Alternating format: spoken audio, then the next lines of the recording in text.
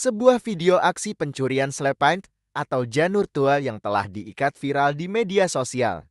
Pencurian terjadi di daerah Banjarjungut, Batuar, Gianyar pada Kamis 14 September dini hari. Dalam video tersebut, seorang ibu-ibu dengan santai mencuri selepan sebanyak 13 ikat. Video ini mendapat beragam respon dari warganet dengan beberapa dari mereka marah terhadap aksi pencurian ini dan menginginkan penyebaran video lebih luas. Ada juga yang mengusulkan melaporkan pencuri ini kepada polisi agar tindakannya tidak terulang.